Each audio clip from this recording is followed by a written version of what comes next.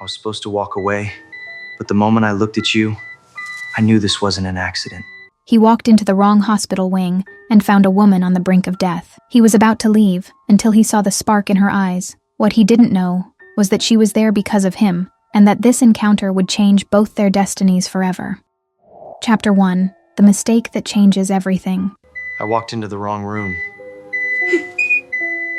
The rain beat against the window of room 409, as if it knew that in here too everything was soaked, everything heavy, everything gray. I watched the drops slide down, making crooked paths, just like the ones my life had taken these past few months. 3 weeks, 21 days exactly since the last time someone walked through that door of their own free will. My body insisted on marking each minute of abandonment like an invisible scar that only I could feel. The frame on the wall was empty, a soulless border, and the wilted flowers in the vase that no one bothered to change the water for. I didn't even have the strength to ask. My eyes were closed when I heard the door open, and for one absurd second my heart raced with an idiotic hope I thought I'd buried. I didn't open my eyes right away because I was afraid it was just the afternoon shift nurse.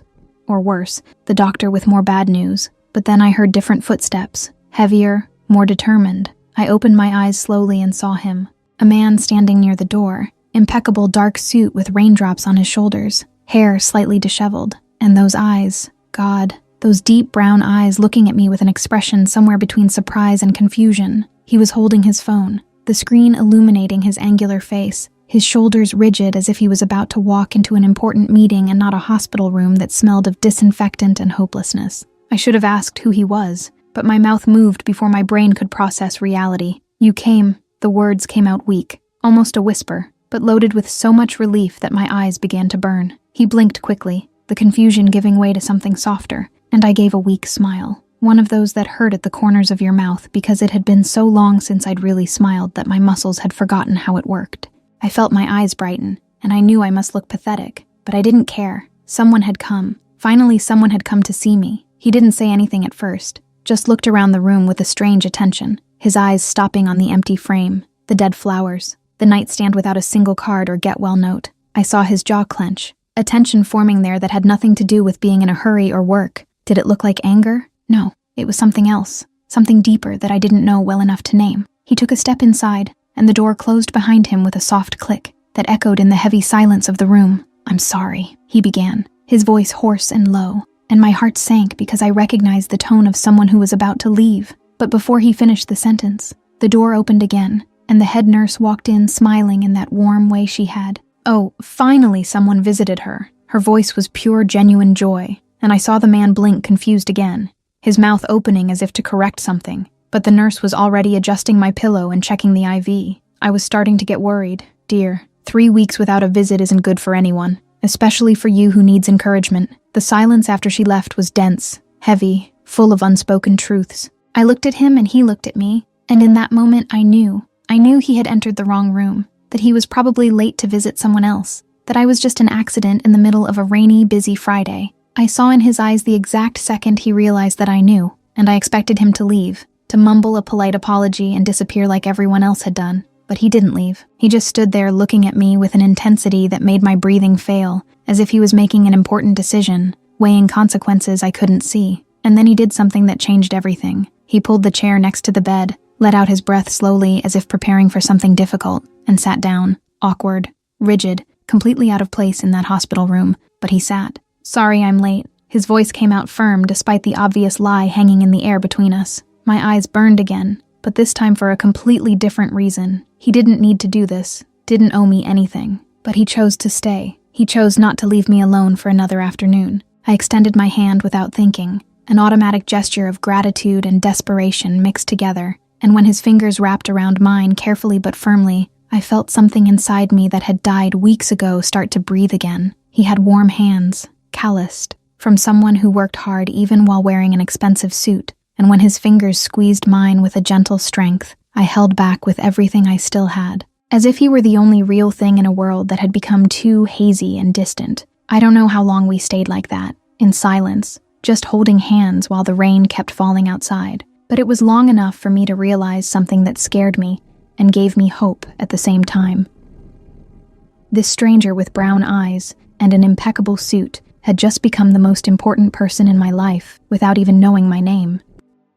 Chapter 2. The Kind Lie. If you're here by mistake, why does it feel like you were meant to stay? We stayed in silence for a few minutes, just the sound of the rain and the constant beep of the monitor beside me filling the space between us. I didn't know what to say to a stranger who had decided to lie out of kindness, and apparently he didn't know how to start a conversation with someone he shouldn't be visiting either. But the silence wasn't uncomfortable. It was strange, intense even, but not bad. How is it out there? My voice came out hoarse from disuse, and I realized it had been days since I'd really talked to anyone. The rain, it seemed strong. He looked at the window and then back at me, and something in the way his eyes softened made my chest tighten. Chaotic. He gave a half smile that didn't reach his eyes. Traffic at a standstill, people running with broken umbrellas, that smell of wet asphalt that invades everything. The world out there is in constant motion. Loud, too rushed. Sounds good, I said quietly, and I saw the surprise in his eyes. Noise, movement, life happening. In here everything is too quiet, too controlled. Even time seems to stop. He squeezed my hand a little tighter, and I realized we were still connected, fingers intertwined as if it were the most natural thing in the world. Tell me about yourself, he asked, his voice coming out softer now, less tense. What did you do before this? Before you were dying, he meant, but had the delicacy not to say the words out loud. I had an art gallery. The words came out with a mix of pride and pain. Small, in a neighborhood that no one thought would work out, but it was mine. Every painting, every sculpture, every unknown artist I helped become known. It was my dream realized in the form of white walls and perfect lighting. I saw his eyes shine with genuine interest, and that made me want to continue. I lost everything when the diagnosis came. My voice got lower, but I didn't stop talking. Expensive treatments, bills piling up, and suddenly that space that was my refuge became just another debt impossible to pay. I sold everything, every piece of furniture, even the light fixtures I had chosen so carefully. I'm sorry, he said, and the way he spoke made me believe it was true. The worst part wasn't losing the gallery, I continued, because now that I'd started talking, it seemed impossible to stop. It was watching people disappear along with it. My fiancé, who swore to be with me in sickness and in health, vanished 3 days after the diagnosis. He didn't even have the courage to break up in person. Sent a message saying he couldn't see me like this, that it was too much for him. His jaw clenched again, that dangerous tension returning, but he didn't say anything, just kept holding my hand. My family, my voice failed. I don't have my parents anymore. They died in an accident years ago, and I thought at least my aunts and uncles, my cousins, someone would stay, but they left too. Said it was too hard to see, that they couldn't stand visiting me and knowing that I was fading away. I looked at the window, at the rain that kept falling without stopping, and I felt the tears wanting to come, but I didn't even have energy to cry anymore. You know what hurts the most? I spoke softly, almost to myself. It's not dying. It's not the pain. It's not the treatments that don't work. It's not losing my hair or my strength or my gallery. It's the idea of disappearing without having been important enough for someone to stay. I turned to face him and saw that he was completely still, his eyes fixed on me with an intensity that made my breathing fail, as if my entire existence could be erased and no one would notice the emptiness, as if I'd never mattered enough to leave a real mark on someone's life. That's what hurts. Not death, irrelevance. The silence that followed was absolute. Even the rain seemed to diminish, as if the whole world was holding its breath along with him. You matter. His voice came out hoarse, almost broken, and there was an urgency there I didn't expect. And if all those people were idiots enough not to see that, then they didn't deserve you from the start. My heart raced in a way that had nothing to do with illness. You don't even know me. I tried to smile, but it came out more like a sad grimace. Then let me get to know you. He leaned forward a little, and suddenly he was closer. So close I could see the small golden flecks in his brown eyes. Tell me more. About the gallery, about art, about everything you loved before this took over. And I told him. I told him about how I chose each artist, how I spent sleepless nights setting up exhibitions, how the first sale I made had me crying with happiness in the gallery bathroom. I told him about colors and textures, about the way the afternoon light came through the windows and transformed the works into something magical. And he listened. Not just listened, but really paid attention, asking intelligent questions, sharing his own stories. I'm an architect by training, he admitted with a small smile. CEO now, but architecture has always been my passion. Creating spaces that make people feel something, that tell stories through lines and volumes. Art on a large scale, I said, and he laughed. Low, husky, but a real laugh. I'd never thought of it that way. But yes, exactly that. We talked about form and function, about how beauty and purpose could coexist, about great artists and great architects. And at some point I laughed. A low, weak laugh, but genuine, triggered by some sarcastic observation of his about modern buildings that looked like expensive shoeboxes. He stopped talking mid-sentence when he heard me laugh, and the way he looked at me made my face heat up. "What?" I asked. "Your laugh?" he said simply. "It's beautiful and real." We stared at each other for a long moment, and I felt something shift in the air between us. Something electric and dangerous and completely inappropriate for a hospital room, but impossible to ignore. His phone vibrated, breaking the moment, and he looked at the screen quickly before turning it off without even reading the message. "I need to go," he said,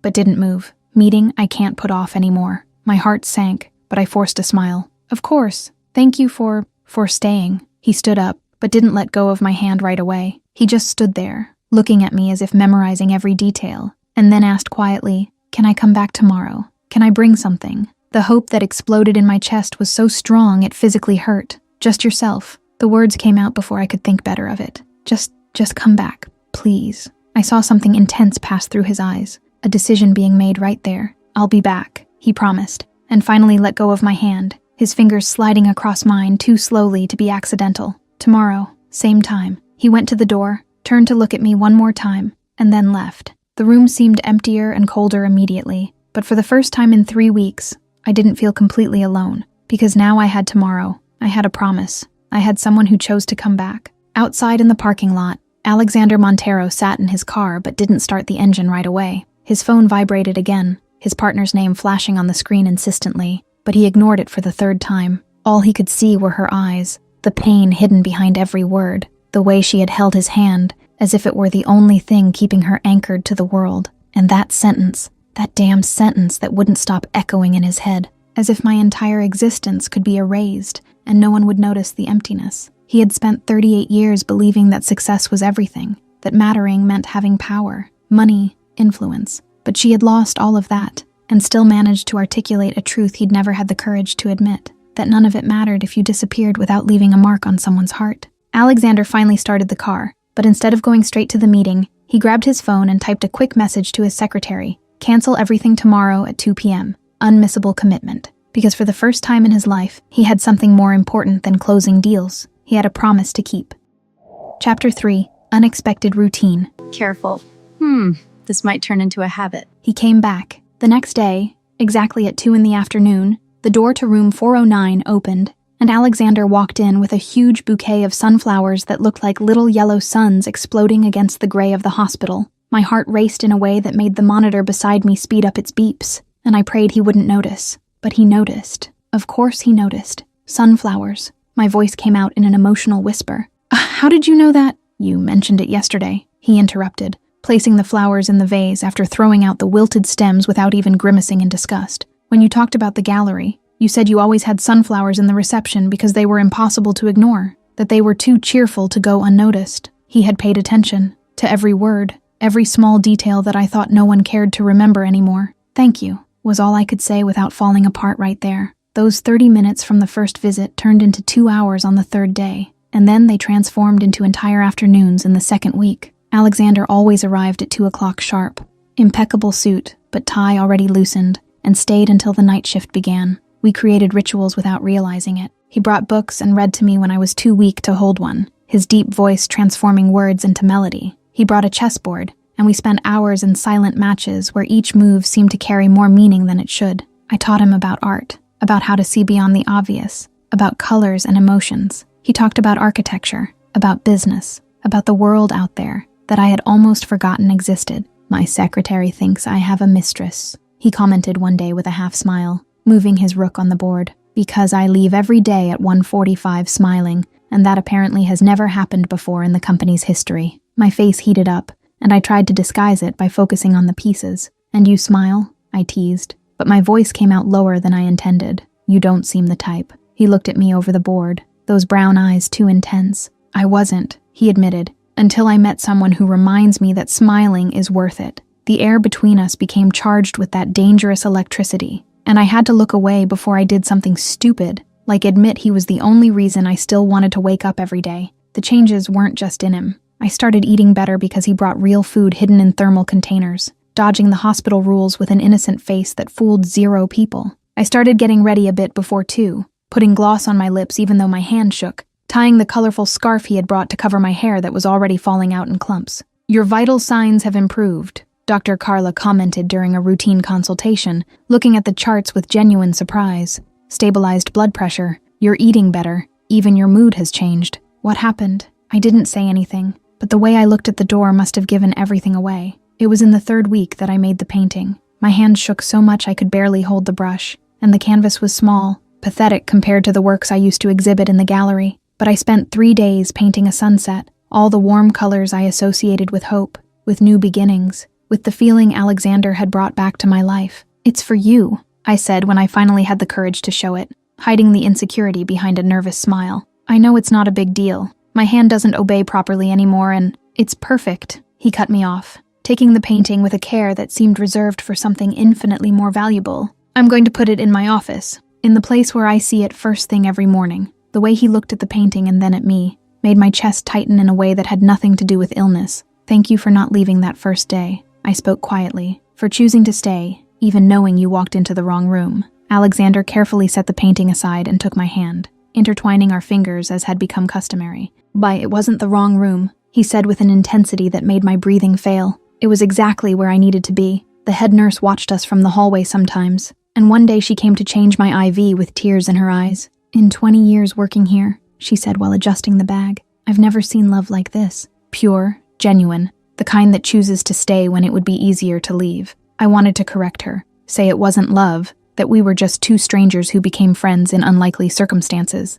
But the words died in my throat, because I wasn't sure I could lie convincingly. Not when my heart raced every time I heard his footsteps in the hallway. Not when I memorized every detail of his face, the way the light hit his angular jaw, how his eyes got darker when he was thinking about something serious. Not when I could no longer imagine a day without him. It was on a Friday, exactly 1 month after that first meeting, that everything changed. Alexander had stepped out to take an important call, and Dr. Carla walked into the room with that expression doctors have when the news is bad. She didn't waste time beating around the bush. "Olivia, we need to talk about your options." My stomach sank. "There are no more options." I stated the obvious, tired of conversations that led to the same place. Slow and inevitable death. "There is one." She sat on the edge of the bed. "An experimental treatment in Switzerland. Success rate of 40%, which is extraordinary for cases like yours. But it's expensive. 500,000 euros. And the enrollment deadline ends in 2 weeks. 500,000 euros. Might as well be $1 billion. It made no difference.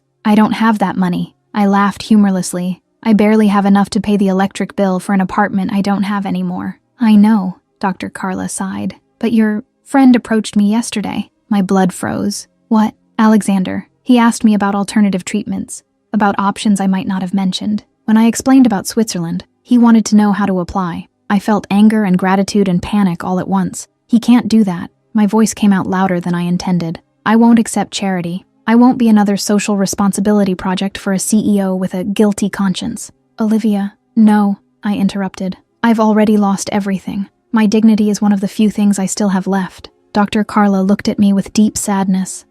"Then you need to decide what's worth more, your pride or your life, because without treatment, you have 4 months, at most." She left, and the silence that remained was deafening. 4 months, 120 days, and Alexander out there trying to save me without even knowing. It made me feel more broken than the disease. When he came back 10 minutes later, smiling and bringing coffee with cinnamon the way I liked it, I couldn't look him in the eyes. "What's wrong?" he asked immediately, sitting in the chair and taking my hand. Did something happen? I looked at our intertwined fingers, at the gentle strength with which he always held me, as if I were precious and fragile and valuable all at once. "Why do you come here every day?" The question came out raw, desperate. "Why does a man like you waste time with someone like me? You have a company to run, a life out there, probably beautiful women waiting for a look from you. Why waste your afternoons in a hospital room?" Alexander was quiet for a long moment, his jaw clenched in that way that showed he was choosing his words carefully. "Do you think it's wasted time?" he asked low,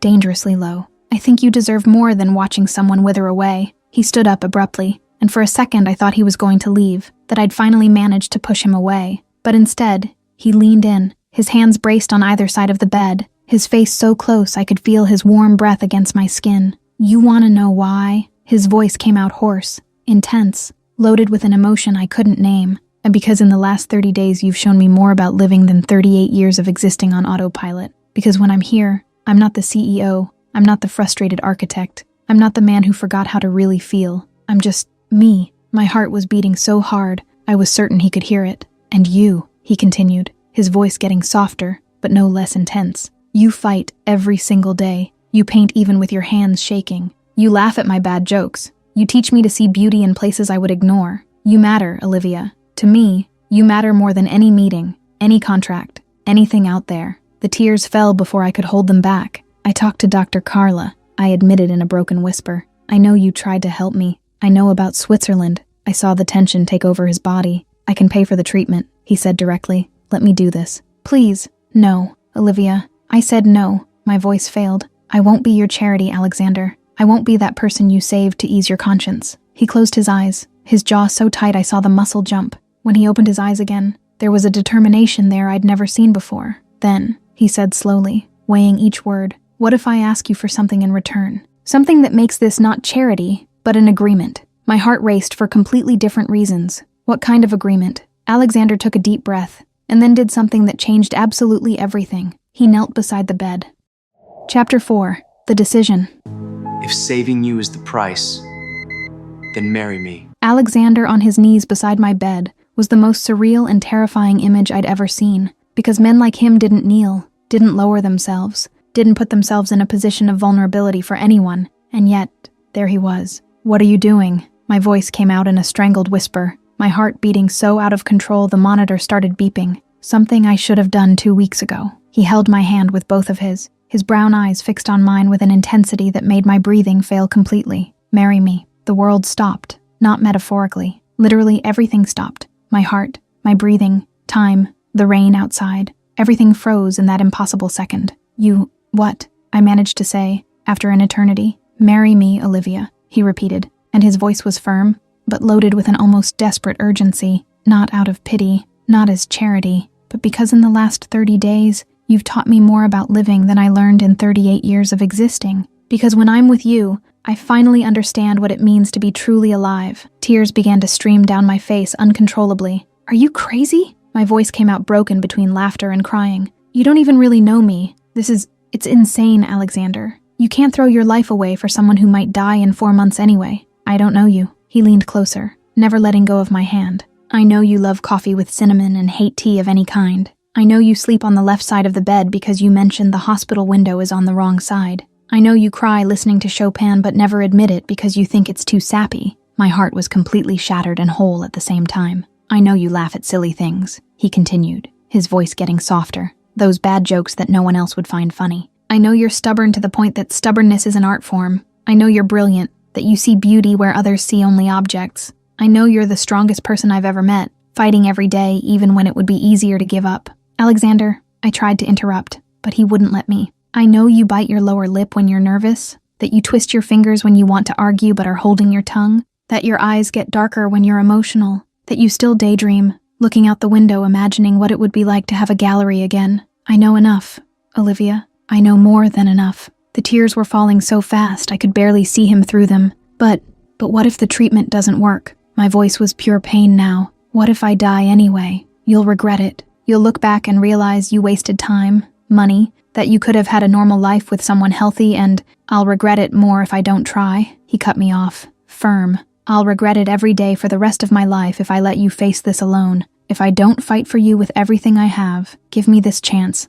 Olivia, let me be by your side. Officially, I looked at that impossible man, on his knees beside a hospital bed, asking me to marry him when I was at my worst moment, when I had nothing to offer besides medical debts and an uncertain future. Why? I whispered. Why would you do this? Because, he brought my hand to his lips, kissing my fingers with a gentleness that shattered me. No one should ever have to fight alone, and because I love you. The monitor went off completely, and you've barely known me a month. I tried to be rational even with my heart exploding in my chest, but I realized I was already repeating the arguments. He answered, and yet I know I want you forever. I closed my eyes because looking at him was hurting too much. I'm scared, I admitted in a whisper. I'm so scared, Alexander, of accepting and disappointing you, of dying and leaving you, of not being strong enough to... Hey, he touched my face, his thumb wiping away the tears. You're the strongest person I know, and you won't disappoint me. You never could. I opened my eyes and found his so close, so intense, so absolutely certain. What if I say yes? My voice trembled. What if I marry you and accept the treatment and it still doesn't work? What if in 6 months you're burying someone you barely had time to really know? His jaw clenched, but his eyes never left mine. Then at least I'll know I fought, that I tried, that I gave you everything I could give, and I'll carry every second of those 30 days, those 6 months, for the rest of my life as the most real period I've ever lived. My heart couldn't take any more. No one has ever fought for me like this. The words came out broken, soaked in years of abandonment and loneliness. No one has ever chosen me when it would be easier to leave. No one has ever... I couldn't finish because I started truly sobbing. All the fear and hope and love I'd tried to hold back these past weeks finally crumbling. Alexander climbed onto the bed with me, pulling me into his arms with extreme care because of the tubes and wires, and held me while I cried against his chest. He smelled like expensive cologne and rain and safety, and I clung to him as if he were the only solid thing in a world that had become too liquid. "I choose you," he murmured against my hair. "Every day, in every possible version of this story, I choose you." I stayed there, in his arms, trying to believe this was real, that a man like Alexander Montero had walked into the wrong room, stayed by choice, and was now asking me to marry him. Yes, the word came out small, almost inaudible against the fabric of his suit. He became completely still. What? I lifted my face, meeting those brown eyes that had become my favorite place in the world. "Yes," I repeated louder, firmer. "I'll marry you, Alexander. Not because I need the treatment, not because I'm alone, but because in these 30 days you've shown me what it means to be truly seen, to matter to someone. And I love you too, even though I'm so scared of it that I almost don't admit it to myself." The expression on his face was everything. Relief and joy, and something so intense it made my chest tighten. "Are you sure?" he asked low, still giving me a chance to back out. "I'm scared," I admitted. "I'm terrified. But yes, I'm sure." He kissed my forehead, long and soft, and I felt hot tears falling on my face that I knew weren't mine. "I'll take care of everything," he promised. "Documents, travel, treatment, everything. You just need to fight. You just need to stay with me. And you need to promise me something," I said, holding his face between my weak hands. "Anything. If it doesn't work, if it doesn't work out." My voice failed, but I continued. "You promise you'll live, that you'll find someone, build the life you deserve, be happy. Promise you won't waste your life mourning me." His expression became dangerously dark. "No, Alexander, I won't promise something I can't keep," he said firmly. "But I promise I'll try, that I'll honor your memory by living the way you taught me, seeing beauty, really feeling, being present." It wasn't the answer I wanted, but it was honest, and I loved him for it. "Okay," I whispered. We stayed there embracing, planning an impossible future, until the nurse came in for the night shift. She stopped at the door, saw the two of us on the bed, red eyes, and smiled in that maternal way she had. "Finally," was all she said before leaving. Alexander laughed against my hair, and the sound was the most beautiful thing I'd ever heard. "I think she knew before we did," I commented. "Everyone knew." He pulled back just enough to look at me, except the two of us. I looked at that man who had changed everything, who had chosen to stay when it was easier to leave, who was willing to risk everything for someone he'd known only a month. "When?" I asked. "When what? When did you know that it was more than pity or kindness?" Alexander thought for a moment, his fingers tracing distracted patterns on my arm. "Third day," he admitted. When you laughed at that horrible joke of mine about modern architecture, and I realized I wanted to spend the rest of my life making you laugh like that." My heart melted completely. "I knew in the second week," I confessed. "When you brought that art book I mentioned in passing, and stayed late reading to me, even though you had an early meeting, I realized no one had ever really listened to me before. Not the way you listen." He kissed my forehead again, and we stayed like that until I started getting sleepy, the medication taking effect. "Sleep," he murmured. "Tomorrow we'll start planning everything." "Will you stay?" I asked drowsily. "Until they kick me out," he promised, and that's how I fell asleep, for the first time in months without fear of tomorrow, because now I had someone who chose to fight with me, someone who turned the wrong room into the rightest place in the world. Chapter 5. Marriage and Treatment. I don't know if I'll survive, but I choose you. Alexander didn't waste time. In 48 hours, he managed to do the impossible. Special license for a hospital wedding, notarized documents, authorization from the Mount Sinai board, and even convinced a justice of the peace to perform the ceremony on a Tuesday afternoon in the hospital chapel. "How did you get all this done so fast?" I asked when he showed up in my room on Monday, smiling in that way that made my heart race. "I have my contacts," he said simply, but the gleam in his eyes gave away how hard he'd worked. "And when you really want something, you make it happen." The news spread through the hospital faster than gossip in a small town. The nurses on my floor started showing up in my room with flimsy excuses to check things that didn't need checking. The head nurse, Mrs. Rosa, showed up with teary eyes and a hug so tight it nearly knocked over my IV. "I knew it," she exclaimed. "From the first day I knew that man was special. The way he looked at you, girl, that can't be faked." Even Dr. Carla showed up with a rare and genuine smile. "I'm happy for you, Olivia," she said, squeezing my hand, and proud. Accepting help isn't weakness, it's courage. Tuesday morning arrived wrapped in nervousness and anticipation. The nurses helped me bathe carefully, working around the tubes and catheters, and then someone showed up with a new white gown. It wasn't a wedding dress, but it was clean, soft, and had an air of dignity that normal hospital gowns didn't have. "We don't have a veil," Mrs. Rosa said while tying a white silk scarf on my thin hair. "But this will work. You look beautiful, dear." I looked in the small mirror she was holding and barely recognized myself. I was pale, too thin, with deep dark circles, but my eyes were shining. For the first time in months, there was life there. "He's waiting in the chapel," one of the younger nurses whispered as if it were the biggest secret in the world, "and he looks gorgeous. Girl, gray suit, blue tie, and so nervous he's pacing back and forth like a real groom." My heart jumped. "He's nervous." "Completely," she laughed. "I think he's checked his watch like 20 times in the last 5 minutes." They took me in a wheelchair, wrapped in a white robe over the gown, and when we reached the door of the hospital chapel, my heart was beating so hard I thought I was going to faint. The door opened. It was a small chapel, simple, with wooden pews and a discreet cross on the wall, but it was full. The nurses from my floor, some doctors, cleaning staff, even patients who could walk were there, and in front, next to the justice of the peace, was Alexander. He wore a charcoal gray suit that fit perfectly on his shoulders, dark blue tie, hair combed back. But what destroyed me was the expression on his face when he saw me. His brown eyes became bright, his jaw clenched, and he ran his hand over his face quickly as if wiping something he didn't want anyone to see. He was crying. Alexander Montero, CEO of one of the country's largest architecture firms, the man who didn't flinch in million-dollar meetings, was crying at the sight of me arriving in a wheelchair to marry him. Someone handed a bouquet into my hands, yellow tulips, fresh and vibrant, tied with a white satin ribbon, my favorite flowers after sunflowers. "He remembered," I whispered to Mrs. Rosa, who was pushing my chair. "He remembers everything, dear," she replied with a choked voice. When we reached the front, Alexander knelt beside the wheelchair to be at eye level with me. He took my hand, kissed my fingers, and whispered just for me to hear, "You're perfect."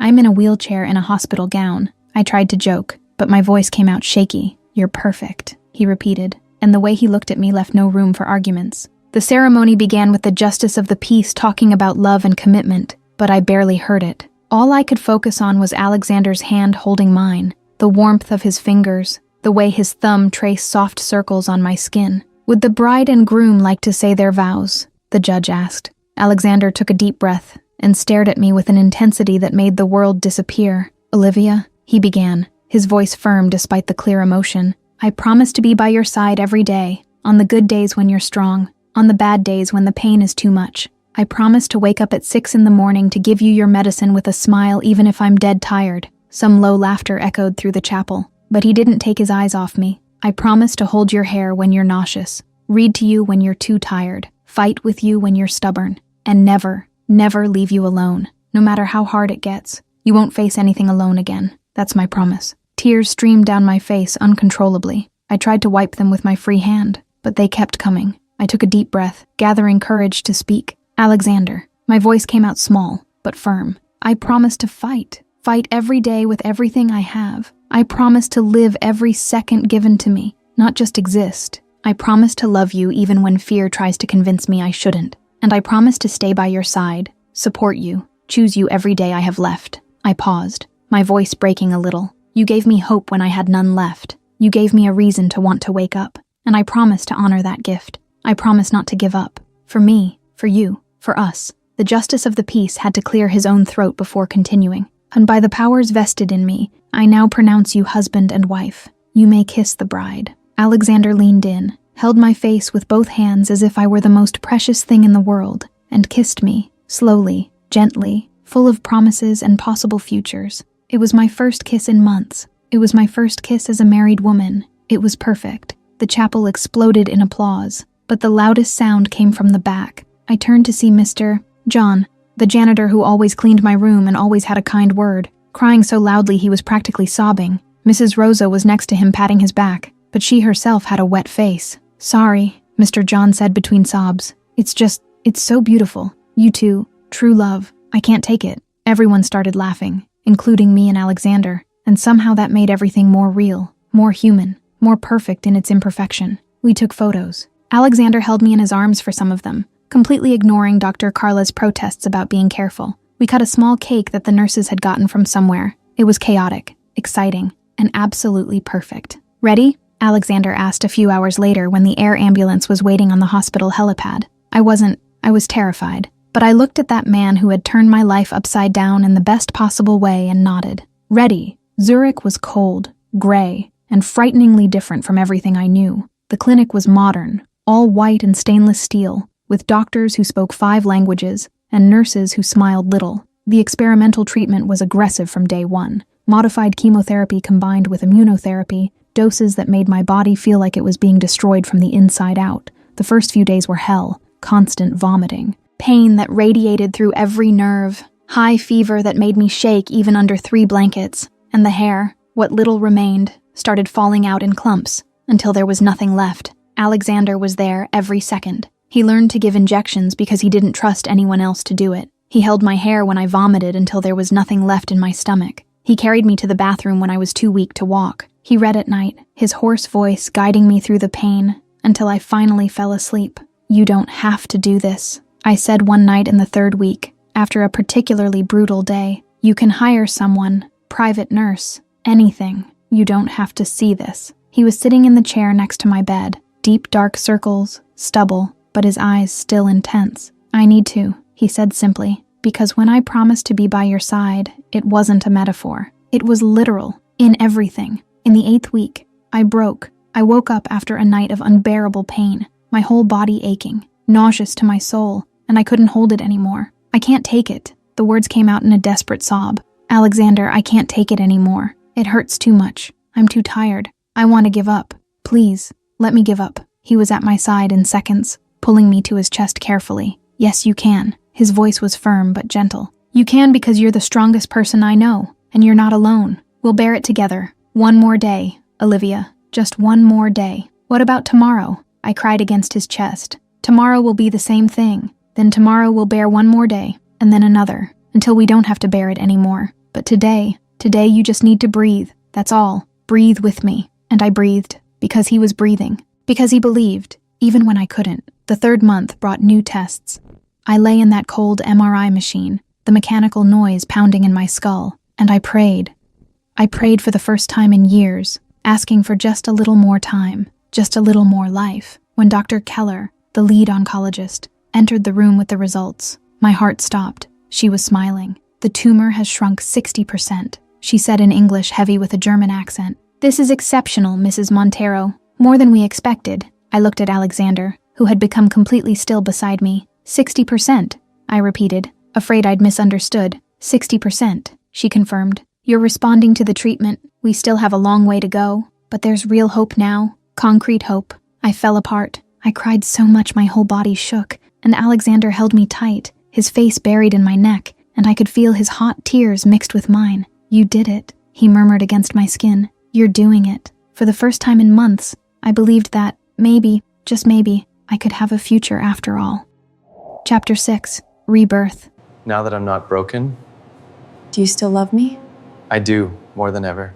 6 months later, I heard the words I never thought I'd hear. Complete remission. Dr. Keller smiled in that restrained way of hers. "But the tumor is no longer detectable in the tests. You are officially in remission, Mrs. Montero." I looked at Alexander, who was sitting next to me holding my hand as he always did during appointments, and saw tears streaming freely down his face. He didn't try to hide them. He just pulled my hand to his lips and kissed my fingers repeatedly, as if it were a prayer of gratitude. Recovery was slow but steady. My hair started growing back, short and curly in a way it had never been before. Color gradually returned to my face. I gained weight, muscles, strength. I learned to walk without stumbling, to climb stairs without losing my breath, to live without constant pain. We stayed in Zurich for 3 more months for follow-up, living in a small apartment near the clinic. It was modest compared to what Alexander was used to, but it had big windows that let the sun in, and for the first time in almost a year, I could wake up and feel hope instead of fear. We started really living.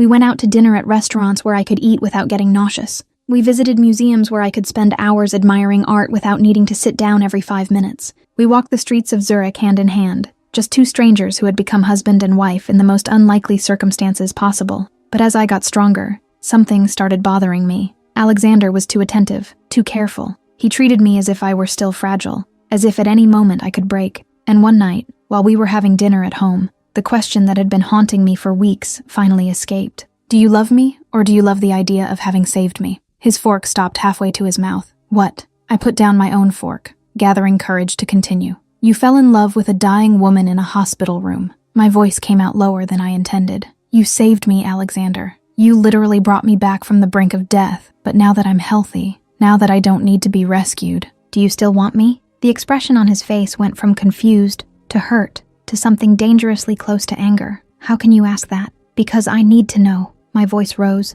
years of insecurity finally overflowing. I need to know if you love me, or if you just love the project of saving me. If you love Olivia, or if you love the idea of being my hero. He stood up abruptly, the chair scraping on the floor, and started pacing back and forth in the small kitchen. Are you serious? He ran his hand through his hair, frustrated. After everything we've been through, you think I'm with you for ego? For some savior complex? I don't know, I admitted, also standing up. I don't know because we were never a normal couple. Alexander, we skipped all the steps. Dating, getting to know each other slowly, being in a relationship.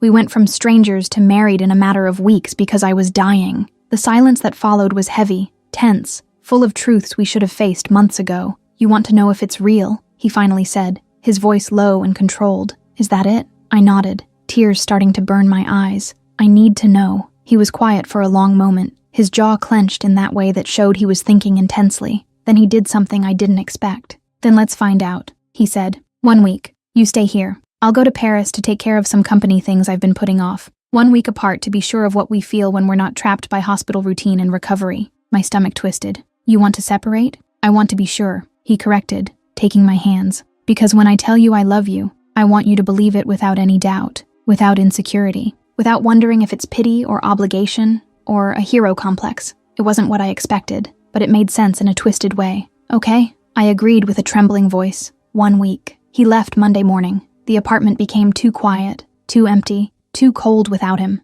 I tried to keep busy. I read books, painted a little, explored the city alone, but everything seemed dull, colorless, lifeless. Food had no taste. Beautiful landscapes seemed empty. Even the art in museums I loved so much seemed flat, two-dimensional, without the depth it used to have. I realized with painful clarity that it wasn't because I was sick that nothing had flavor. It was because I was alone. Alexander called me once a day. Short and polite conversations about how we were doing. Nothing substantial. I could hear in his voice the same emptiness I felt in mine, but neither of us admitted it.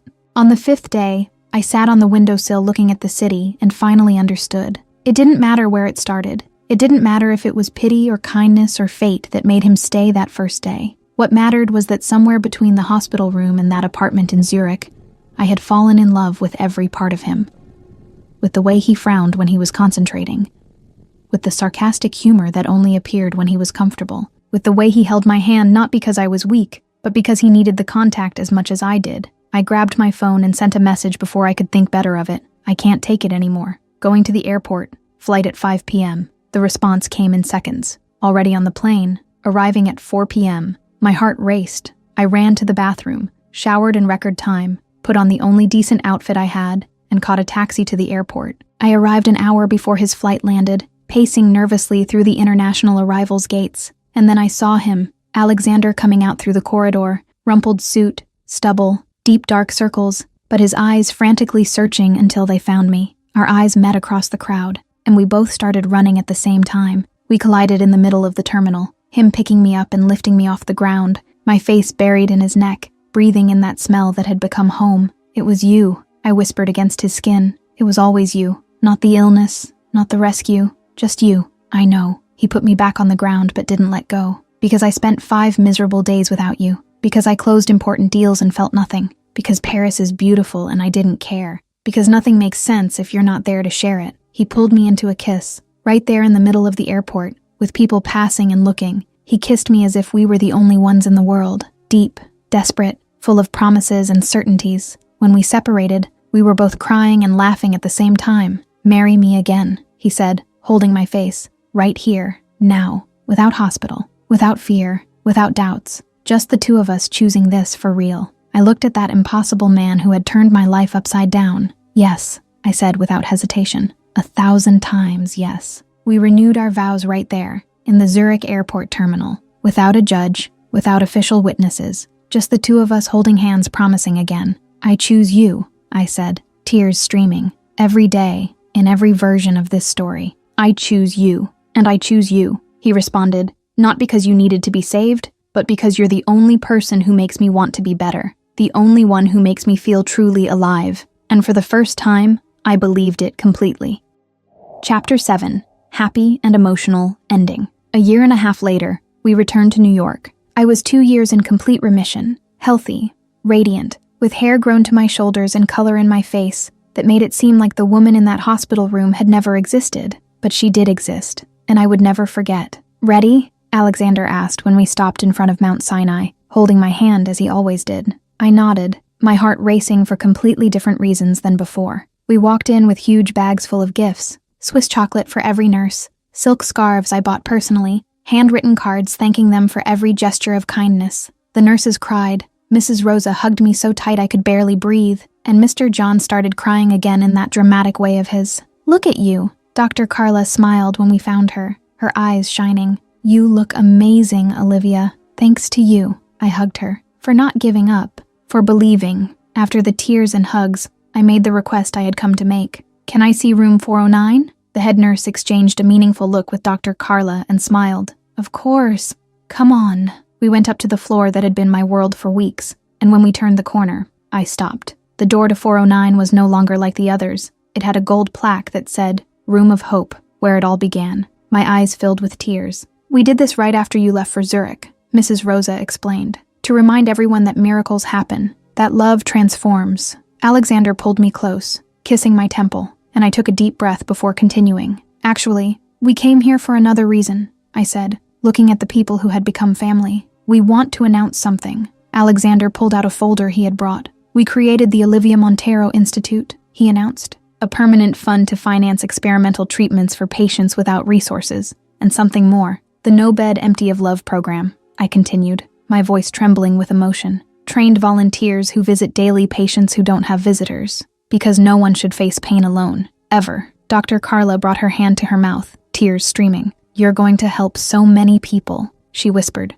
We spent the afternoon talking with hospital administration, signing documents, establishing protocols, and then I asked to visit room 409, alone. There was a woman there, alone, pale, looking out the window with that empty expression I knew all too well. I approached slowly and sat in the chair beside the bed. Hi, I said softly. I'm Olivia. She looked at me, surprised. Do you mind if I keep you company? Tears welled up in her eyes. Please, she whispered. I held her hand, exactly as Alexander had held mine 2 years ago. You're not alone, I promised. Not anymore. When I returned to the hallway, Alexander was waiting for me with that smile that still made my heart race. But there was something different in his look. Expectation. Nervousness. What's wrong? I asked. In response, he placed his hand on my still flat belly. When were you going to tell me? My heart stopped. I pulled the ultrasound from my pocket, the paper I'd kept waiting for the right moment. 3 months, I whispered. I was scared to believe it. After everything, it seemed too impossible. He picked me up in his arms and spun around, laughing and crying at the same time, and I held on to him as if he were the only solid thing in the universe. We're going to have a baby, he murmured against my hair. We were going to have a baby. 6 months later, we inaugurated the Olivia Wing at Mount Sinai, an entire wing dedicated to patients who needed hope, with walls painted in warm colors, artwork from local artists, and a staff specially trained in compassionate care. The gold plaque at the entrance said, Where love walked through the wrong door and made everything right. Alexander was holding our daughter, Sophia, 2 months old, while I painted a mural on the main wall of the wing. A vibrant sunset, full of yellows and oranges and pinks, symbolizing new beginnings and unshakable hope. Best mistake of my life was that door, Alexander said, watching me work, Sophia sleeping peacefully in his arms. I climbed down from the ladder and stood beside them, my impossible little family. It wasn't a mistake, I corrected, kissing our daughter's forehead and then his lips. It was destiny waiting for you in the right place. On the wall of my office at the Institute, framed and perfectly lit, was the small painting I did in that hospital room 2 years ago. the sunset that symbolized everything that would come. Proof that the most beautiful endings sometimes begin in the most unlikely places, because sometimes love walks through the wrong door and transforms everything into the right path.